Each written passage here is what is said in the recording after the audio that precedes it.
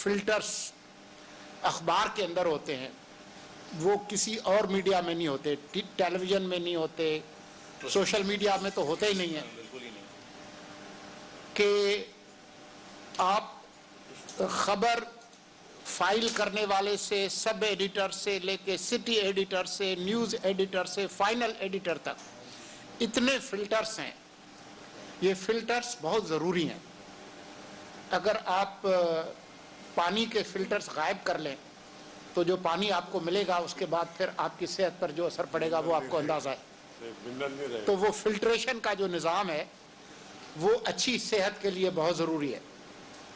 तो मैं समझता हूँ कि हमारा जो बुरा हाल हुआ है मीडिया का, उसकी जो बुनियादी जो ख़राबी है वो ये है कि अफसोस से मैं कहता हूँ कि कई अखबारों में एडिटर का जो दर्जा है और जो मकाम है और जो इदारा है वो गायब हो गया है।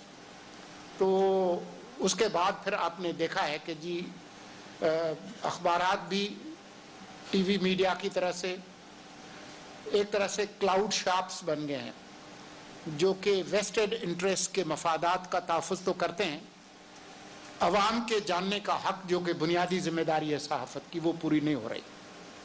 तो मैंने एक नौजवान रिपोर्टर के तौर पर एडिटर की इज़्ज़त करना सीखी है और वो मकाम जो है वो मेरे दिल में आज भी उसी तरह से कायम है। मैं अपनी अब लंबी जो है वो तमहीद को यहीं पे ख़त्म करूँगा। कुछ चीज़ें मेरे नोटिस में आई हैं, जैसा कि मिसाल के तौर पर अभी रेट रिवीजन के हवाले से पिछली हुकूमत वो कोई ऐलान करके गई थी लेकिन नोटिफिकेशन नहीं हुई।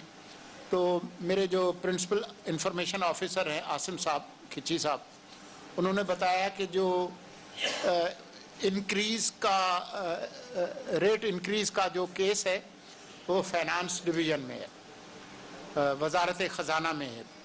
तो मेरी एक बहन है जिनका नाम डॉक्टर शमशाद अख्तर है, जिनको मैं अदी कहता हूँ, वो मेरा बहुत ख्याल रखती हैं और मेरी एक हुज्जत जो होती है ना वो चलती है। तो I will use all my good offices and my clout to get this done.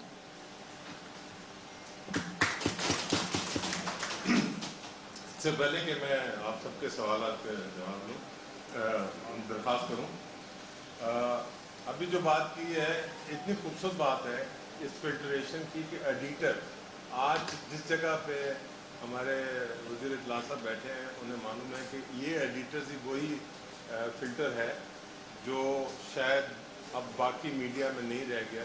और अखबारात एक वाहिद आज भी सनद की हैसियत रखता है, 75 साल की तारीख रखता है अखबारात, जबकि इलेक्ट्रॉनिक मीडिया 22 साल का है और उसमें बहुत सारी चीज़ें ऐसी हैं जिस पे आप डिबेट कर सकते हैं। इसी तरह गुज़िश्ता दिनों मिनिस्टर साहब ने एक अखबार की छपी हुई खबर के ऊपर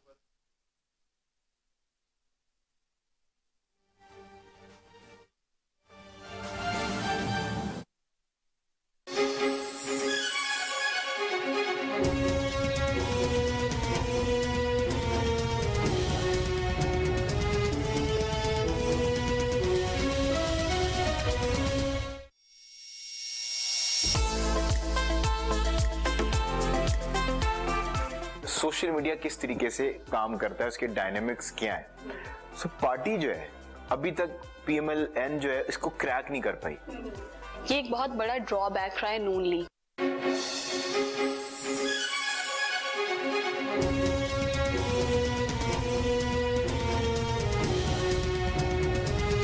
वजह नहीं थी कि 160 रुपए का डॉलर 286 होता या 305 होता, जिसकी वजह से हमारी पूरी कौम को ये महंगाई जो है वो का सामना करना पड़ा।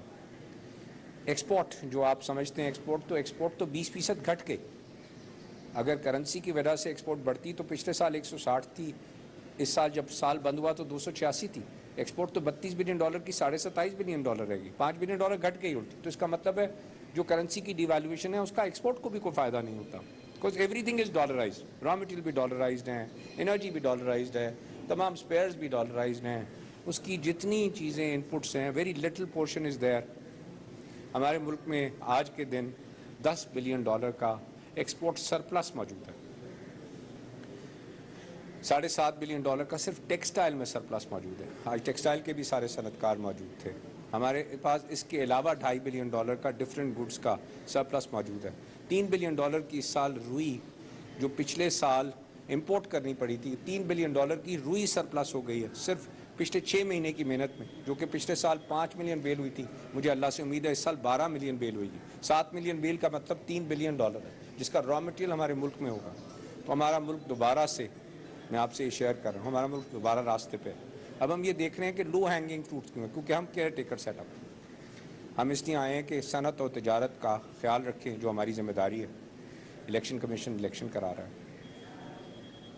अब इस सनत और तजारत में हमारा क्या काम है कि हम एज इंडस्ट्री एक्सपर्ट, मैंने बार बार कहा है कि हमारे मुल्क का पोटेंशियल $100 बिलियन है।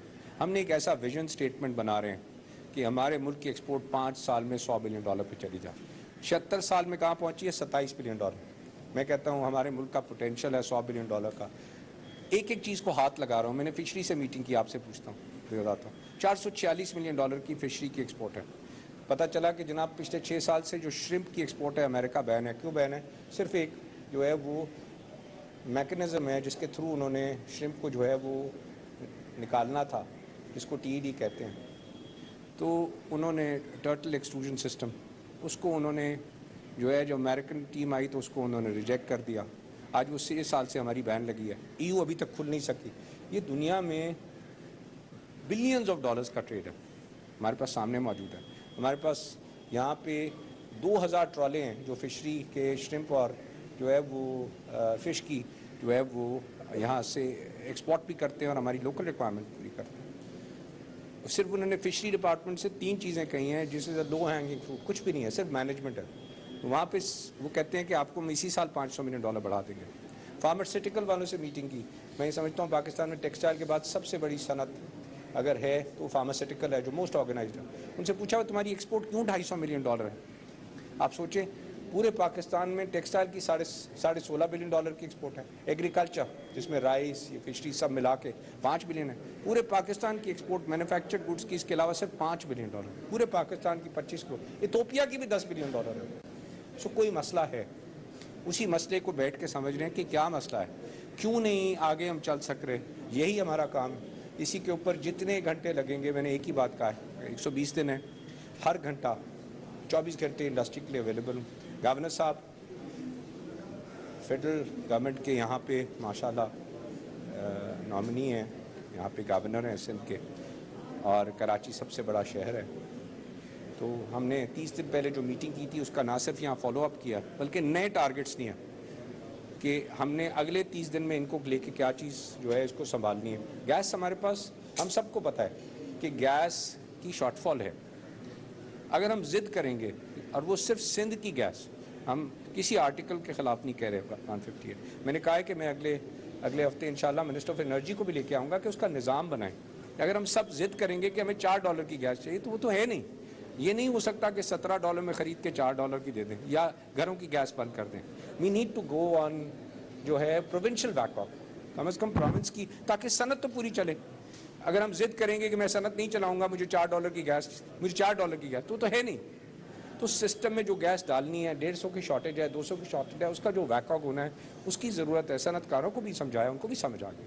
Now we need to move forward, ताकि ये तमाम निज़ाम सनत जो हमारी है $10 बिलियन की हमारे पास सरप्लस कैपेसिटी हमारे मुल्क में है, जो चलानी है हमने।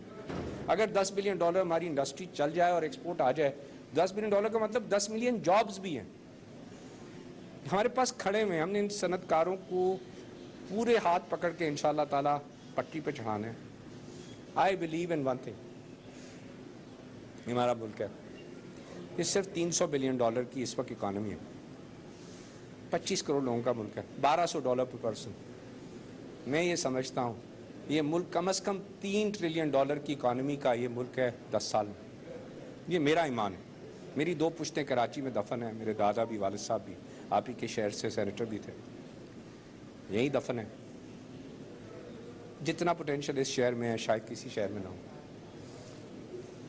चाहे वो IT है, चाहे वो फार्मास्यूटिकल है, चाहे वो टेक्सटाइल है, और जो पूरे पाकिस्तान में यहाँ से लेके पेशावर तक जो पोटेंशियल है, चाहे जेम्स ज्वेलरी है, चाहे हमारी हम जो इंडस्ट्रियों को उठा के देख रहे हैं कि एग्रीकल्चर है, तो इतने लो हैंगिंग फ्रूट्स हैं, सिर्फ मेहनत करने की ज़रूरत है। अल्लाह को हाजिर नाजिर जान के हमारे मुल्क में ये $1200 पे जो खड़े हैं, पाकिस्तान जैसा मुल्क, पाकिस्तान जितनी तरक्की है इंशाअल्लाह।